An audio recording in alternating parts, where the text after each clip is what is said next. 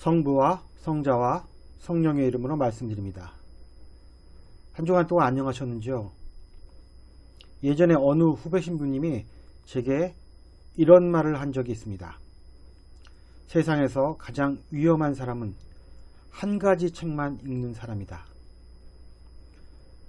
그분이 말하는 한 가지 책이 바로 성서입니다. 저도 일정 정도 이분의 말에 동의합니다. 성서를 꾸준하게 읽는 것은 그리스도인의 의무라고 할 수 있습니다.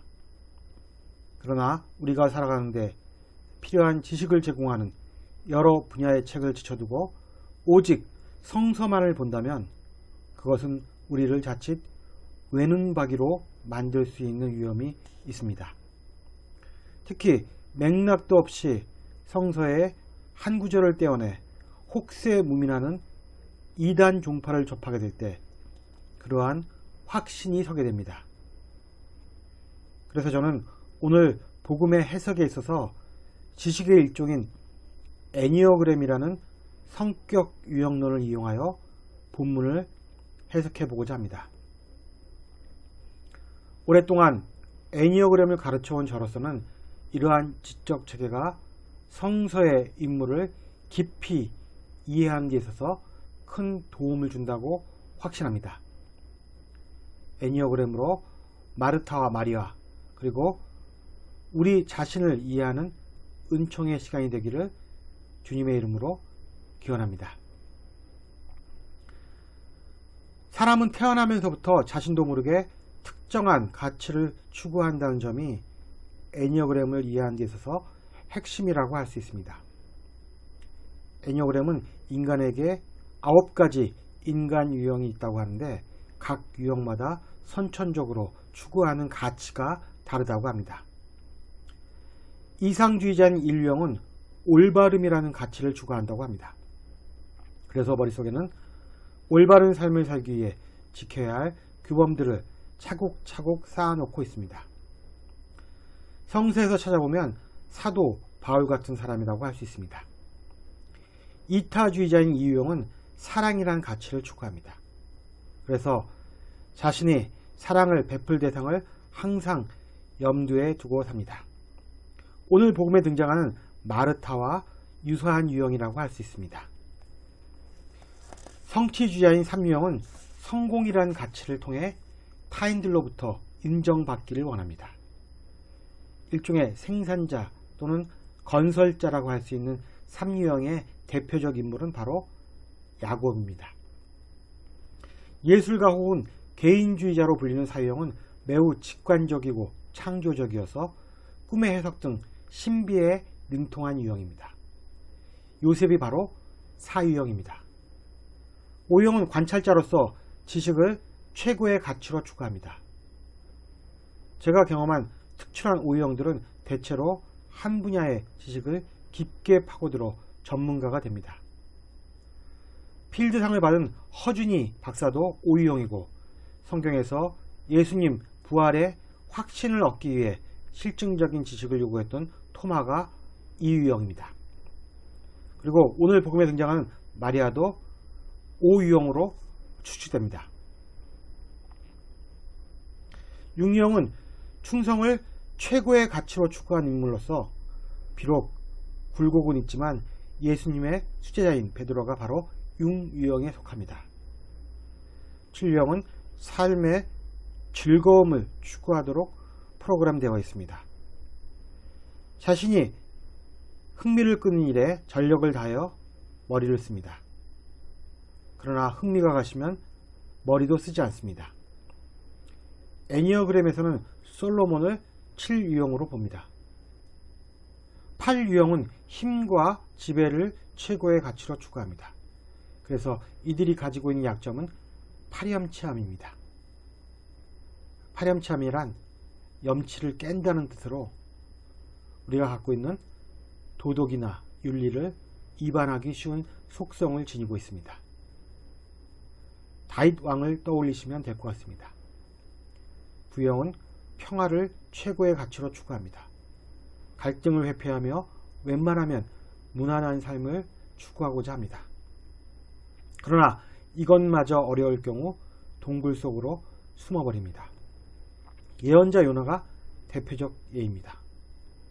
저는 성서의 인물을 좀 더 잘 이해하기 위해 애니어그램을 차용했습니다. 이러한 지식을 바탕으로 오늘 복음을 이해해 보도록 하겠습니다.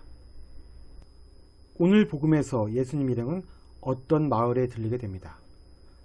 요한복음에 등장하지만 마르타와 마리아, 나자로 남매가 살았던 베다니아였습니다. 따라서 어떤 마을은 베다니아로 보시면 좋을 것 같습니다. 그런데 예수께서 먼저 마르타의 집에 머물겠다고 말씀한 것이 아니라 마르타가 예수님 일행을 자신의 입십으로 모십니다. 마르타의 초청에 대한 예수님의 구체적인 답변은 성서에 나와 있지 않습니다. 아마도 예수님은 자신을 집에 맞아들이는 사람을 거절하지 않는다는 전도의 원칙에 따라 그녀의 청에 응했을 것입니다.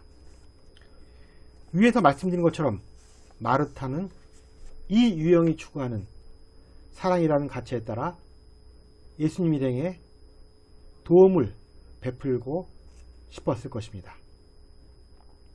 스스로 떠맡은 짐이라고 할 수 있습니다. 그런데 마르타의 동생 마리아는 언니와는 성향이 달랐습니다.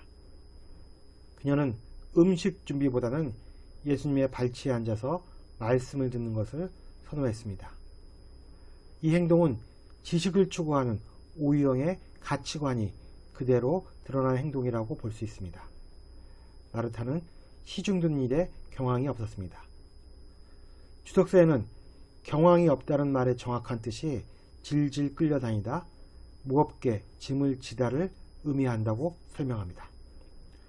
마르타는 자신이 일에 질질 끌려다녀 힘겨워하고 있음을 알아차리고 그것으로 인해 생긴 분노를 여동생 마리아에게 돌립니다. 그리고는 예수님의 권위를 이용하여 마리아와 일을 나누려고 합니다. 주님, 제 동생이 저에게만 일을 떠맡기는데 이것을 보시고도 가만두십니까? 마리아더러 저를 좀 거들어 주라고 일러주십시오. 마르타는 이러한 상황을 초래한 자신에 대한 성찰이 전혀 없었습니다. 그래서 제가 만약 예수님이었다면 이렇게 말했을 것입니다. 언제 나보고 초청해달라고 부탁했던가? 그리고 본인이 초청했다면 본인이 알아서 책임져야지 왜 마리아는 끌어들이는가? 마리아가 언제 일을 떠맡겼는가? 그래서 정 일손이 필요하면 본인이 마리아에게 직접 말하면 될 것을 굳이 나를 통해 말할 것은 무엇인가? 그러나 예수님은 다르게 말씀하셨습니다. 마르타, 마르타, 너는 많은 일에 다 마음을 쓰며 걱정하지만 실상 필요한 것은 한 가지뿐이다. 마리아는 참 좋은 몫을 택했다. 그것을 빼앗아서는 안 된다. 예전에 제가 신학생으로서 대성당에서 성직자가 되기 위해 수련을 받고 있을 때의 일이었습니다. 당시 저는 훈련의 차원에서 매주 화요일마다 노숙인 분들을 위한 배식 봉사에 참여했습니다. 많은 분들이 참여했지만 당시 한 젊은 성직자분께서 솔직하게 말해 사지가 멀쩡한 사람들이 밥을 얻어먹는 것도 이해가 되지 않고 그러한 사람들을 도와야 하는 것도 납득하기 어렵다고 하면서 자신은 봉사활동에 참여하지 않겠다고 선언한 적이 있었습니다. 매우 기억에 남는 행동이었습니다. 제가 파악하기로는 이 성직자분의 애니어그램 유형은 O유형 관찰자였습니다. 사지가 멀쩡한 사람들이 일을 해서 먹고 살지 않는다는 것이 납득이 되지 않는다고 말씀하신 것입니다. 봉사활동에 적극적으로 참여하여 노숙인분들께 따뜻한 한마디라도 전해야만 하는 성향을 지닌 분들이 오늘 복음에 등장하는 마르타와 유사한 유형입니다. 반면 직접적인 행위보다는 하나님에 대한 묵상이나 지적 작업을 더 중요시했던 위의 성직자는 마리아와 유사한 유형이라고 할 수 있습니다. 주려는 역동과 모호련 역동은 확실히 눈에 띄게 대비됩니다. 그래서 애니어그램에서는 이 유형과 우유형이 가장 극단적으로 대비되는 유형입니다. 따라서 오늘 복음에 대한 대부분의 해석은 일과 관상 중에서 그래도 우선순위를 둘 수 있는 것이 하나님을 사랑하는 관상이라고 결론을 냅니다. 그래서 마리아는 자기 유형에 맞게 올바른 몫을 선택하는 행운을 누리게 됩니다. 그러나 마르타와 같은 유형의 사람들에게는 이러한 결론이 설득력이 없습니다. 왜냐하면 창조주가 그녀에게 부여한 본능적 가치는 바로 세상을 향한 사랑이기 때문입니다. 결국 마르타도 자신에게 옳은 몫을 택한 것입니다. 다만 아쉬운 점은 자신이 베풀고자 하는 사랑의 크기를 과연 자신이 감당할 능력이 있었는가에 대한 분별력입니다. 예수께서 잠시 요기를 피할 다과 정도를 원하셨는데 자신은 갈비찜이라도 차려내야 그것이 예수님을 대접하는 것으로 생각하고 자신을 괴롭히고 동생에게 분노하며 손님으로 초청한 예수님께 부담을 준 것은 아닌가 하는 생각을 해봐야 합니다. 더더욱 안타까운 점은 당시 관례와는 반대로 여성을 맨 앞에 앉히고 말씀을 전했던 예수님과는 달리 마르타는 부엌 일이 여성의 몫이라는 통념에 사로잡혀 여여 갈등에 빠질 뻔했다는 점입니다. 사람은 타고나면서부터 추구하는 가치가 다릅니다. 그런데 사람들이 어울려 살다 보면 그 가치의 다름 때문에 갈등이 일어날 수 있습니다. 중요한 것은 자신에게 생리적으로 주어진 가치를 추구하되 그것이 타인이 추구하는 가치를 침해해서는 안 된다는 사실입니다. 나의 올바름과 사랑, 성취와 즐거움 혹은 힘과 평화가 타인에게 독선과 구속, 갈취와 낭비 혹은 냉혹함이나 무심함으로 비칠 수 있기 때문입니다. 자신이 유형이 추구하는 가치를 잘 파악하고 타인들이 추구하는 가치와의 조화를 위해 애쓰는 저와 여러분이 되기를 주님의 이름으로 기원합니다. 성부와 성자와 성령의 이름으로 말씀드렸습니다. 아멘.